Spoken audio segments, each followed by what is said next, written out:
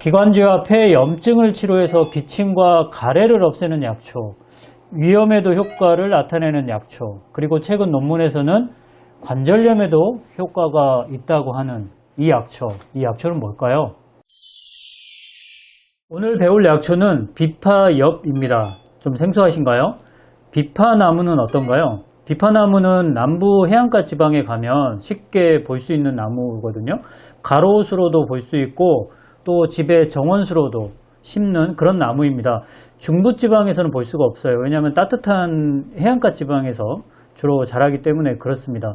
이 비파나무의 잎을 우리가 약으로 쓰게 되는데 잎에 대한 설명은 좀 이따 하고요. 제가 지난주에 남부 해안가에 갔다가 이 비파나무 꽃이 폈더라고요. 그래서 꽃을 사실 여러분이 궁금할 것 같아서 굉장히 작은 꽃이라서 보여드리고 나서 설명을 하도록 하겠습니다. 자, 이 비파 꽃이 피어 있는데요. 제가 휴대폰으로 촬영을 해서 약간의 뭐라 그러죠? 영상미가 좀 떨어지죠. 화질이 조금 떨어지는 편이에요. 꽃이 흰색 계통으로 피는데 굉장히 작고요. 털이 굉장히 많이 나와 있죠. 꽃받침 보시면은 털이 굉장히 많습니다. 이 비파나무의 특징이 털이 많다는 거거든요. 예, 털이 많다. 예, 엄청 많습니다. 꽃을 우리가 약으로 쓰진 않고 잎을 약으로 사용을 하게 되는데 잎 모양을 조금 이따가 자세히 좀 보도록 할게요. 자, 여기는 도로 옆이거든요. 자, 잎 모양인데 잎의 앞면, 지금 보는 거는 뒷면이에요. 뒷면에 잘 보시면 여기도 털이 엄청 많이 나와 있습니다. 이 털 이야기는 조금 이따 할 거예요. 반면에 앞면은 털이 이렇게 없고 약간 반질반질합니다. 이게 이제 약으로 쓰는 부위예요. 비파나무 잎. 열매도 보여드릴게요. 비파나무 열매는 식용 가능하고요. 가능한 게 아니고 맛이 있습니다. 지금 열매가 다 익지 않았을 때 모습인데 제가 직접 촬영한 거예요. 자, 꽃이 진 흔적이 있고 바로 옆에 열매가 맺고 있죠.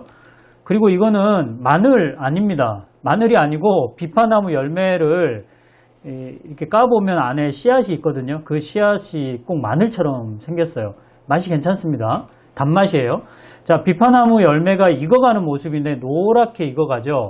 그리고 완전히 익었을 때는 이렇게 정말 이 색깔도 먹음직스럽지 않습니까? 이런 색깔을 띱니다. 자, 앞서 얘기했지만 비파나무에서 약으로 사용하는 부위는 잎입니다. 근데 잎 모양을 보시면 이게 왜 비파나무라고 했는지 혹 아시겠습니까? 악기 중에 비파라는 악기가 있거든요. 여기요. 이 악기를 보시면 이 모양하고 이게 비파라는 악기거든요. 이 모양과 그리고 다시 볼까요? 잎 모양이 닮았죠. 그래서 비파나무 그리고 비파나무의 잎을 비파엽이라고 해서 약으로 사용합니다. 이제 비파나무 잎 이거를 비파엽이라고 하는데 이 얘기만 중점적으로 하도록 하겠습니다. 자, 비파나무 잎은 청화열담약, 전문가들이 배우는 책에는 청화열담약이라고 표현을 하는데 이게 무슨 말이냐? 약성이 차갑고 그리고 열담, 그러니까 열담이라는 거는 염증 때문에 생긴 담이라고 표현하면 좋을 것 같아요. 열담을 없애는 효과가 있는 약을 청화열담약이라고 하는데 비파나무 잎은 이 청화열담약에 속하는 약이라는 뜻이에요. 그런데 여러분 이 약이 여러분이 잘 아시는 약 중에 청화열담약이 도라지가 그런 약이에요. 도라지하고 비슷한 느낌으로 생각하시면 될 것 같은데 폐와 기관지의 염증 때문에 기침과 가래가 날 때 사용한다는 뜻이거든요. 이 뜻이요. 자, 그래서 비파엽은 기관지나 폐에 염증이 생겼을 때 사용하는 약인데 염증이 생기면 기침하고 가래가 나올 텐데 가래가 좀 더 주증상으로 나오는 경우에 사용하면 좋아요. 그리고 근만성에 모두 사용할 수 있다는 장점이 있습니다. 급성기관지염, 급성폐렴, 그리고 만성기관지염, 만성폐렴에 모두 사용할 수 있다는 뜻입니다. 자, 비파나무 잎을 이제 활용하는 법을 제가 알려드리면, 자, 두 가지 정도로 제가 예를 들어드릴게요. 첫 번째, 심한 기침과 가래, 그리고 이 가래가요, 점성이 끈적끈적하면서 노란색 가래일 때가 더 적합하거든요. 이럴 때는 비파엽 15g, 말린 것 기준이에요. 그 다음에 상엽, 이게 뽕잎이에요. 15g, 금은화, 인동 꽃봉오리를 금은화라고 하는데 이거를 각각 15g씩 넣어서 달여서 복용하시면 이런 증상을 없애는 데 도움이 되고요. 두 번째, 기관지가 반대로 이제 건조하면서 기침이 나올 때, 그러니까 가래가 그렇게 심하지 않고 기침이 나올 때는 맹문동은 제가 굉장히 많이 강조하는 약이에요. 기관지를 촉촉하게 해주는 약이죠.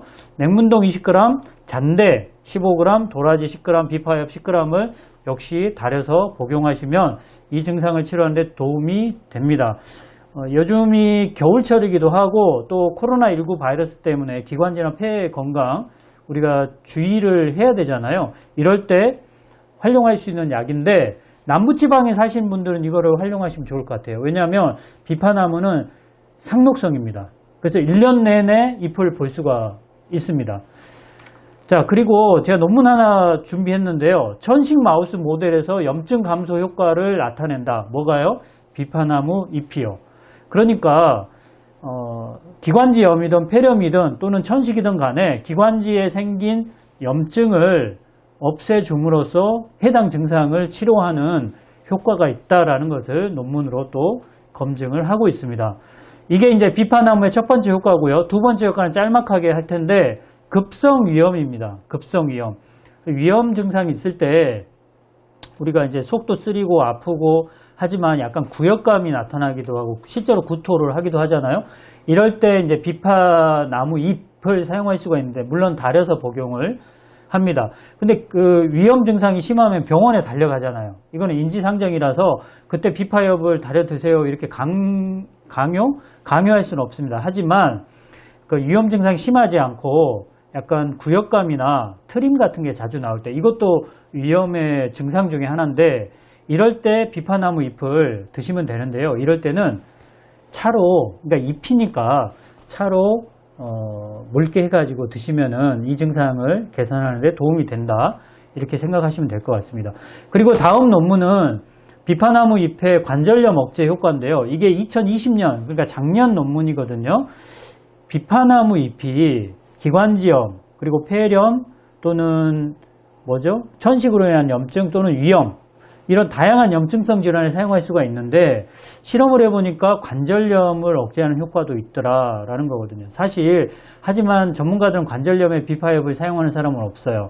실험적으로 이렇게 염증 제거하는 효과가 있고 관절염에도 효과가 있더라 이렇게 얘기하는 거지 관절염에 막 사용하세요 이건 아닙니다. 아직까지는 아닙니다.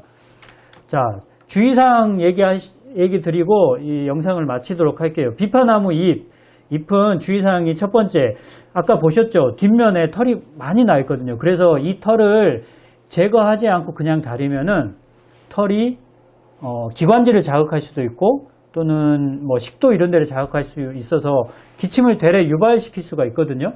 그래서 주의를 하셔야 됩니다. 그리고 두 번째 주의사항은 똑같은 얘기인데 그렇기 때문에 만약에 첫 번째는 털을 제거하고 사용하시는 게 가장 좋고 만약에 털을 제거하지 못했다 했다면 면포에 싸가지고 따로 다리면은 털이 빠져나오지 않기 때문에 그런 부작용을 억제할 수가 있습니다. 자, 오늘은 비파나무 잎 소개해 드렸는데요. 열매가 익으면 열매 맛있다고 그랬잖아요. 열매도 사실 약효는 있어요. 근데 우리가 전문가들이 비파나무 잎은 전문가들이 배우는 약초책에 당당히 등장합니다. 약효가 있다는 뜻이에요, 여러분. 그래서 비파나무 잎 남부지방에 사신 분들 많이 활용하시고 이게 아마 거래가 될 거예요. 그러니까 여러분들이 중부지방에 사시는 분들도 인터넷에서 구매하셔가지고 활용하시면 이렇게 겨울철에 따뜻한 차로 활용하시면 좋을 것 같아서 제가 소개해 드렸습니다. 항상 약초방송 사랑해 주셔서 감사하고요. 제가 마지막만 되면 이렇게 말이 더듬는데 좋아요 눌러주세요. 좋아요 눌러야 제가 제 영상이 많이 노출이 된다고 합니다. 시청해 주셔서 감사합니다. 약초교수 조경남이었습니다.